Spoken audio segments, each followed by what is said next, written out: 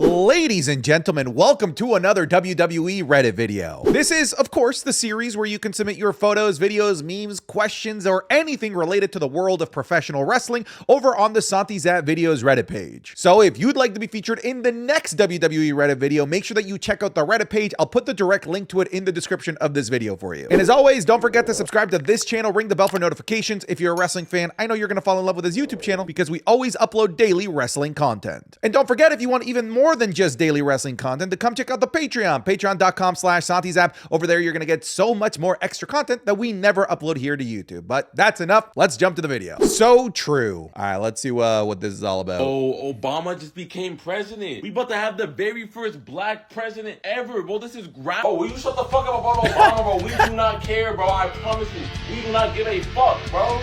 Yeah, hit it. This is so accurate. I've always joked that the most popular guy in 2008, not named Barack Obama, was Jeff Hardy. So this is very, very accurate. This is like a time portal back into 2008. Triple H, you sick freak. Oh man, what are we gonna do with Finn Balor, man? And not even like just Finn Balor. When you really like look at the whole thing, this whole feud, like both Finn Balor and Damian Priest, both their stocks are the lowest that they've been in a really long time. They just did a really poor job of capitalizing on the lightning in a bottle that these two had coming off the back of SummerSlam. They took too long to do the first match. They took too long to do the second match. This thing dragged out way too damn long, and poor Finn Balor came out the loser in every single altercation. And even though Damian Priest won this feud, he also just feels like he lost as well because he lost so much of that great momentum that he had off the back of the World Championship run, off the back of the crazy moment at SummerSlam. I don't know what to do with either of these guys. Long-term storytelling. Let Papa H cook. You guys know how I feel about the term let Papa H cook. Sometimes the man doesn't cook particularly well, and he should be criticized for it. I don't feel like we should be using the let Papa H cook sentence to just protect the shitty booking. Anyways,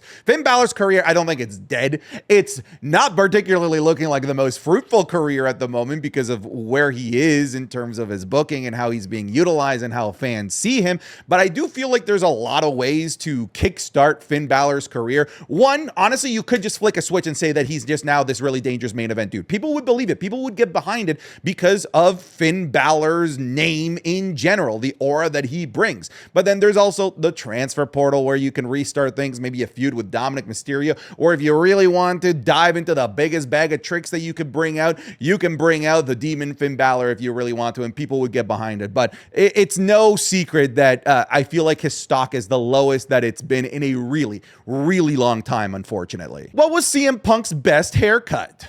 So this is what these Reddit videos have become. Me, I guess, critiquing different hairstyles. We got the buzz cut, the slick back, the long, and the Wolverine. Look, for me, my CM Punk is slick back CM Punk. This is pipe bomb CM Punk.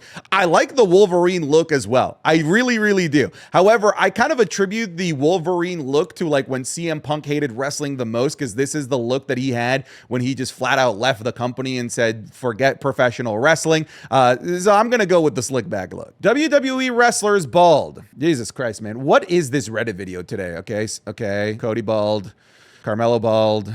Drew McIntyre bald. Gunther bald. Oh, dude, I thought you were going to have Tiffany Stratton bald there for a second. Bro, how many of these did you make? They're still going. Did you do like the whole roster? Wait, is that just regular Randy? Okay, well, thanks for submitting bald WWE superstars. This is too many. This is too many. Who is eliminating Roman at the Rumble? I actually feel like that's a pretty big question because whoever eliminates Roman, logic dictates that they're going to be the ones to feud with Roman, likely going into WrestleMania. I mean, that's just sort of a historical fact when we see these really, really huge names like a Roman. Whoever eliminates them at the Rumble is usually who's set up for them as a WrestleMania feud. Jacob Fatu would be fascinating. It would be fascinating. I don't think that they're going to do it that quickly, though. Cena, I don't see it personally. I just don't feel like Roman's story and Cena's story really coalesce. And we've seen Roman Cena kind of recently at Money in the Bank a few years ago, so I'm going to veto this. Seth Rollins, I definitely could see this 100%. I'm down for Seth Rollins versus Roman Reigns at WrestleMania. It's one of those matches that frankly just needs to happen before they both call it a career. CM CM Punk, a big contender there as well. The history that he has with Paul Heyman, we can go back to the story that they were telling going into Survivor Series War Games. That's a big choice for sure. Drew McIntyre is probably my favorite. I feel like Drew McIntyre's role as the guy that's hunting down the bloodline bounty hunter, it makes him the best suitable character not named The Rock to eliminate Roman Reigns, in my opinion. Which of these matches should Finn Balor have won? Okay, so the Extreme Rules match, I don't think that he should have won. I just feel like he shouldn't have lost in the stupid way that he did with the ring ropes breaking. I don't know if he should have won. Actually, no, he should have won the first match between these two at Bad Blood, because to me, the feud felt over when the good guy got the comeuppance of the bad guy, but it happened in the very first match. So waiting for match 2 or anything out after this just felt kind of unnecessary. He should have won this, especially with Edge's WWE contract coming to an end and maybe potentially retiring at that point. You should have just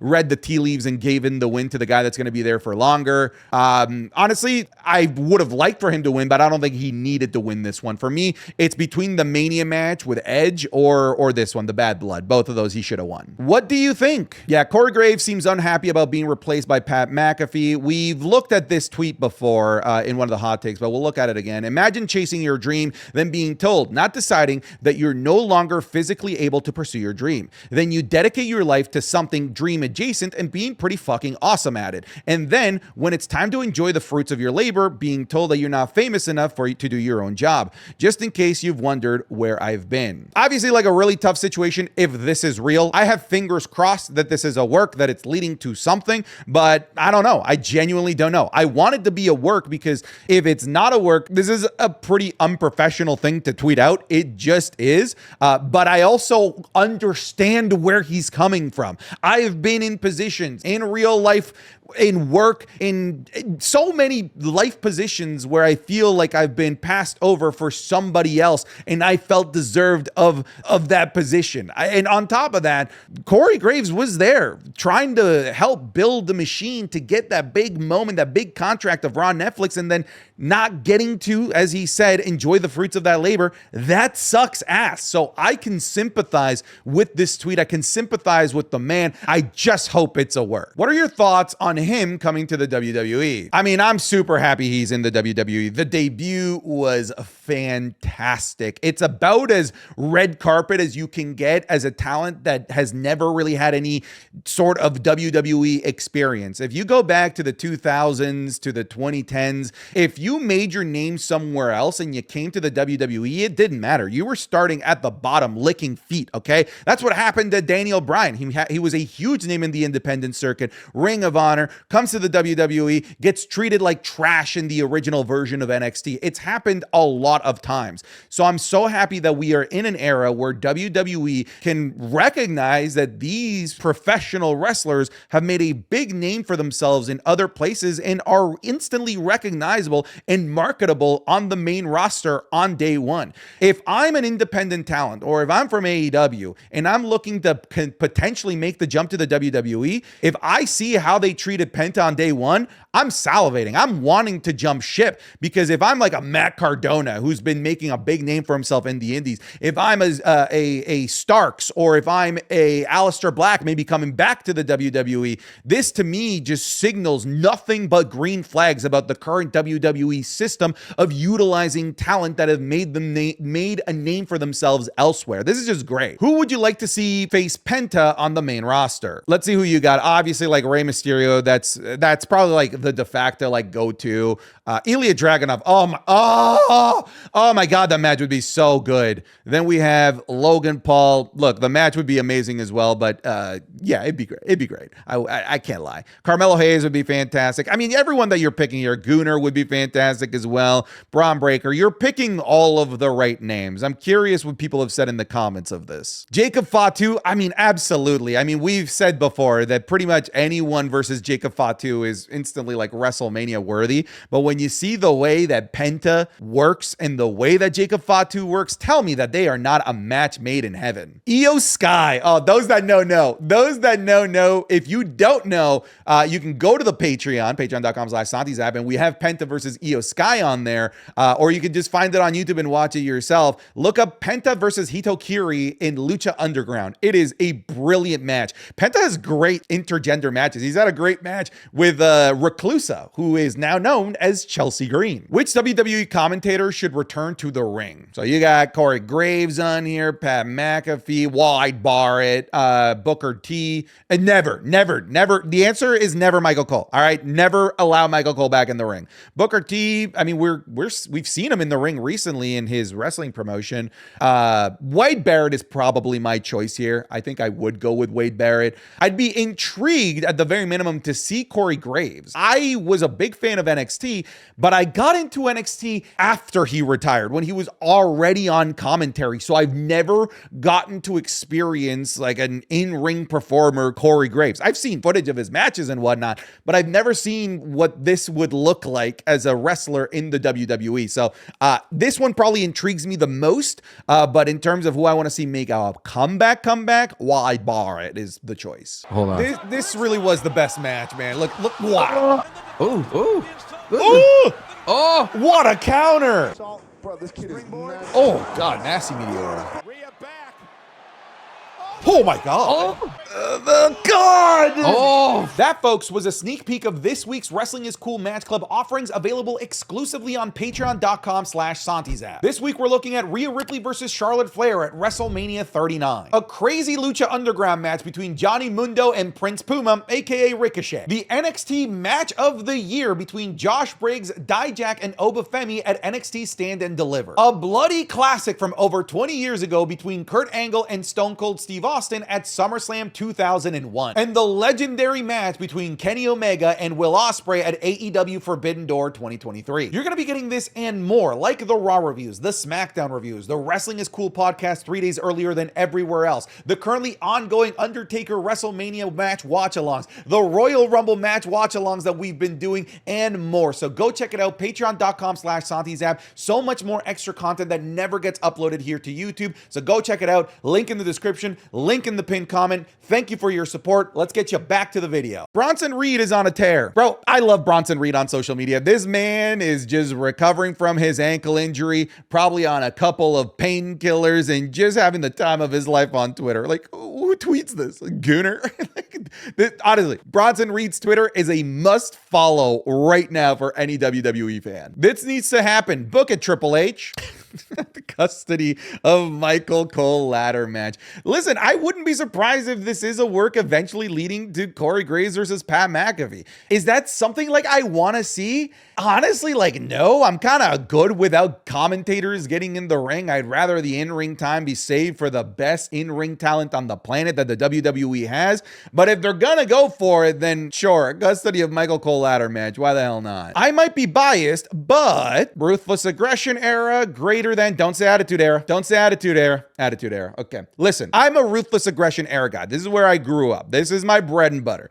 But I don't think that it is. The Ruthless Aggression era is awesome. It has its own reason for why it's awesome. And one of the reasons as to why it's awesome is because WWE is in complete panic mode. They were constantly trying to find a new top star to replace Stone Cold Steve Austin and The Rock. And they tried time and time again with people at the very top of the mountain that typically wouldn't get there, like JBL, like Eddie Guerrero, like, honestly, John Cena. But then John Cena got to stay there. Then they tried names like Brock Lesnar, Randy Orton. It forced the WWE to create new stars and not rely on people that already had immense star power. That is the beauty of the Ruthless Aggression era. But the Attitude Era just had a far more balanced roster overall, way better tag team wrestling, better storylines in my opinion. But the Ruthless Aggression era is something special, and it's my personal darling, but I can acknowledge that the Attitude Era is better. Right from the cinema to the WWE screen. That's good. That's good. I just saw Sonic the Hedgehog in theaters as well. Great movie, man. I love that trilogy. And yeah, this is great. Also, that cell from Chad Gable. Good Lord. Can we see that again? Just watch this cell. Oh, incredible. It's kind of hard to see because of the Sonic rings, but trust me, it's good. Who remembers this iconic moment? Yeah, man. Cody Rhodes was doing some pretty funky things. This man holds the most prestigious title in WWE now. Hey, listen, he had to go through it. He had to go through it in order to get to where he is today. This made him into the superstar that he is today, as crazy as that sounds. What are the chances of Jey winning at Saturday night's main event? The chances, not great, but they're not zero. That's the thing. They're not zero. Mostly because, well, main event Jey, Saturday night's main event, kind of like peanut butter and jelly, in my opinion. But Saturday night's main event needs its moment. Saturday night's main event needs the reason as to why you can't miss Saturday night's main event. And if a major title change like this happens at Saturday night's main event, you've got your reason. Now, all of a sudden, Saturday night's main event is absolute must watch. What are the chances? I'll give it like 15%. I still think Gunther wins, but I don't think the odds are zero. This is too accurate. It's crazy. So you're telling me that these are now our women's champions. And we're all happy because of it. This is awesome. This child sees Roman Reigns on TV and instantly raises their finger to acknowledge greatness. Oh, it's like a baby. That's awesome. Bro, that's like dad goals right there. I'd be so happy if my kid was doing that. That's adorable. Who is more deserving to win the 2025 Men's Royal Rumble between these two? Deserving between these two? Honestly, I'm going to go with CM Punk. Cena's already won this thing twice. He doesn't need this. And I also don't feel like his story requires it. In fact, I would say that his story, call me crazy, requires him to lose here in order to help build more emotion and heartbreak as he gets towards 17. Meanwhile, CM Punk, I feel like his story warrants him winning the Royal Rumble more, considering his narrative is that he's never main evented WrestleMania and that he desperately really wants to. I mean, to me, that's simple enough. I'm going to go with CM Punk. Greatest match of all time? Penta versus Jacob Fatu would be fire. Bro, Jacob Fatu versus my asshole would be the greatest match of all time. That's how good Jacob is. I mean, did I say any lies here? I'm pretty sure everyone agrees with that. Listen, the meme of Jacob versus anybody is true. The dude instantly just creates a major moment with whoever he stares down. Julia didn't know what she was saying. I feel comfortable in here, and then the place, the way, very wide, very wide and big. Like Tommy Dreamer's ass. Like Tommy is sorry. Tommy Dreamer. You say Tommy Dreamer. Tommy Dreamer. Big ass. Big ass. That's it. You just big ass. That's it. American big ass. Look, poor Julia. Poor Julia. She didn't know what she was saying. Bubba's just having a time of his life, but Julia didn't know what she said. Okay, Santi, hear me out. These three in a triple threat match would feed generations. Let me guess. Dragon Lee, Rey Mysterio, Penta? Predictable, but yeah, honestly, it would. And if the rumors are true of Backlash in Mexico, I'm down for this triple threat. Rey is obviously a huge name in the WWE, but Dragon Lee is a huge name in Mexican wrestling, and obviously so is Penta. This should be a match at Backlash Mexico City if it actually is where they go. Probably the worst pedigree I've ever seen. Worse than Vince McMahon. Oh, the botch. The botch. He didn't jump. He honestly, that's like a 0 out of 10. If I'm Dave Meltzer, this gets a 1 star. But if it was in the Tokyo Dome, that's like a 7-star pedigree right there. I called it from the beginning. Congratulations to Lyra Valkyria fans. I'm just glad that this title exists. I'm glad that the women of the mid-card are now going to be able to cook for something that actually matters, as opposed to just having matches for the sake of matches. This is just great all around, and I feel like they picked a really great champion. Let's face it, they were in a position where they could do no wrong. I feel like people would have been happy as well with Dakota Kai. Lyra Valkyria is also great. Their match was fantastic, and she's going to be a great workhorse of the division. Should we get rid of this? Yeah, man, throw the Heritage Cup in the garbage. I hate this thing. I hate the match style. I hate the match type. I hate everything about this cup. It means absolutely nothing to me. Santi, enough of this injustice. Ah, yes, this guy. Day 287 of asking you to rank every superstar based off of pure in-ring ability. Listen, get to 365. You're like basically there. Once you get there, I promise you I'll do this video. Best pop of the week. Other guest, Macaulay Culkin. He's not home alone. Dude, that guy, he is just swag personified. This man just understands showmanship and camera work. That was such an awesome reveal. I love Macaulay Culkin. Seth was tired of success. All right, let's see another one of these. No one. Seth Rollins after the Shield became unbelievably successful. Bro, it's really no group that can fuck with us. You feel what I'm saying? Facts, yo. Like, we really the greatest group of all time. That's crazy, bro. But hey, look over there real quick. Wall right there. Yeah, right there. Pretty accurate, actually. What is Aleister Black's ceiling if he returns to WWE? Oh, so of course, if you didn't know, there are major rumors going around that Aleister Black is going to be back in the WWE, maybe as early as the Royal Rumble. Who knows? I don't know contracts. I don't know when it ends. I don't know if there's a non-compete clause.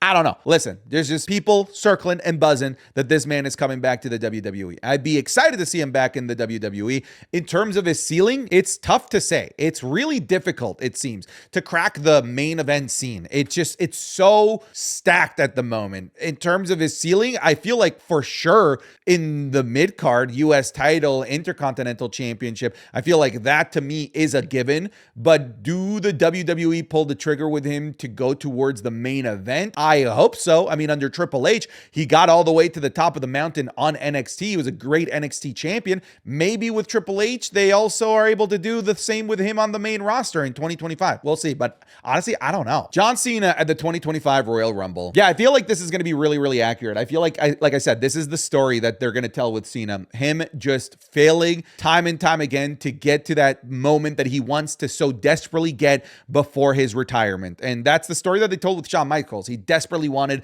a match with The Undertaker, and they broke our hearts with him being eliminated in like one of the final sequences of that year's Royal Rumble. I would not be surprised if they do this again with Cena. Hulk Hogan after LA booed him out of the building. Let me tell you something, brother. Oh God. Hulk Hogan did not burn. Jesus, this is crazy. What's an underrated Triple H entrance? I'll start. He's gonna shatter the glass and it's Stone Cold.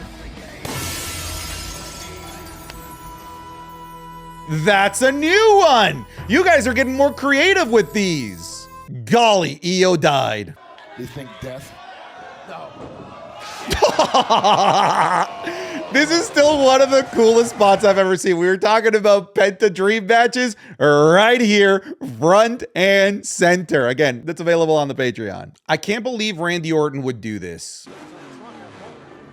Oh, this is when he drives The Undertaker through the screen. This is the Stone Cold theme.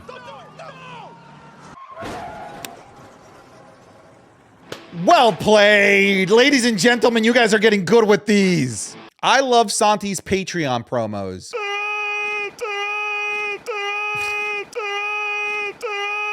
Listen, just go check out the Patreon, okay? What did The Rock say? And in our culture, our Samoan culture, can I get a little it's just me. Okay, day one, it's just So stupid.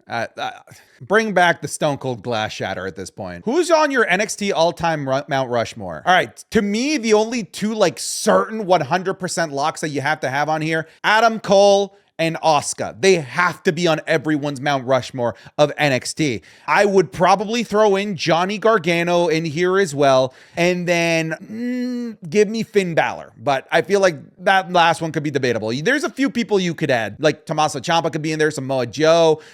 You could say Braun Breaker if you wanted to. There are names, but you have to have Asuka and Adam Cole. I don't know why. I just wanted to make this. My name is Ego. I don't know what to do with that. Okay, thanks. Wrestling brain rot everywhere.